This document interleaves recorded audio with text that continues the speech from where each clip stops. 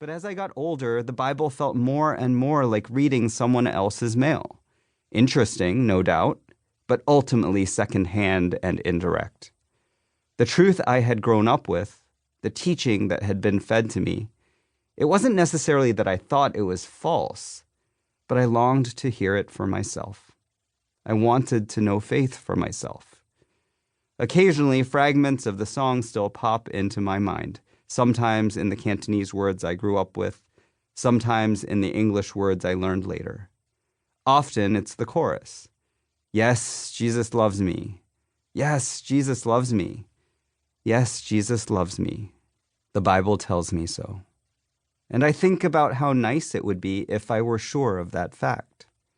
What would it feel like if I believed that Jesus really loved me? I went to high school in Miami. At Westminster Christian School, we had chapel weekly, pledged allegiance to the Christian flag as well as the American, and were assigned to read books like This Present Darkness, a novel that taught me nothing about literature and lots about how demons are everywhere, including probably digging their claws into all of us right now. The school's name derives from the Westminster Confession of Faith, a bedrock theological work written in 1646, and a snippet of the Westminster Catechism, man's chief end is to glorify God and enjoy Him forever, was emblazoned on an outer wall of the athletics building. Judging by the school's priorities, a Westminster Warrior's chief means of glorifying God was winning baseball games.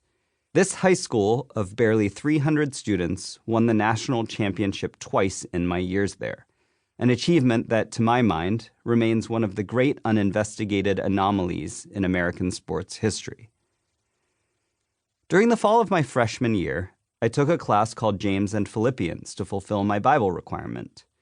It was taught by a pale, earnest Bible college graduate named Mr. Byers, who at 24 was one of Westminster's youngest teachers. He and his family, who also attended my church, were beloved on campus. His wife worked in the school office, and their toddler Owen could often be seen tottering around. Mr. Byers said unexpected things in class. One day, one of my classmates raised a hand and asked, "What is heaven going to be like?" Mr. Byers got this far-off grin on his face and blurted out, "Heaven is going to be like an eternal orgasm." After a long, awkward pause, he added, "But you're not supposed to know what that is."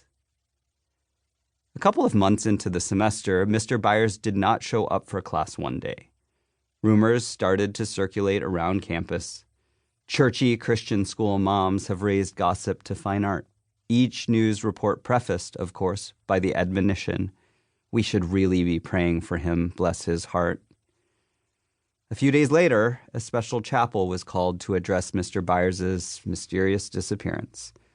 I have almost no recollection of what happened during the assembly, other than that our perpetually ill-at-ease principal, Mr. Adams, stood at the podium saying something bad about Mr. Byers. But my friend Sean says he remembers that chapel very well. Actually, I can recall what Mr. Adams said verbatim. Mr. Byers has been involved in an adulterous homosexual relationship, awkward pause, with another man. I think I recall it so well because I found it hysterical that he felt the need to include "with another man." The only thing my friend Heather remembers from that chapel is that the guy next to her said over and over and over, "I knew it, I knew it, I knew it." What I remember is the fear that swamped me.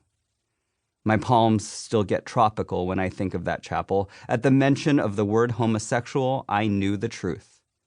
Even if I didn't have the words to define it then, I knew I had feelings like Mr. Byers's. And this was the lesson that I learned. Nobody could ever find out. Because if they did, I would be damned and cast out, just like he was.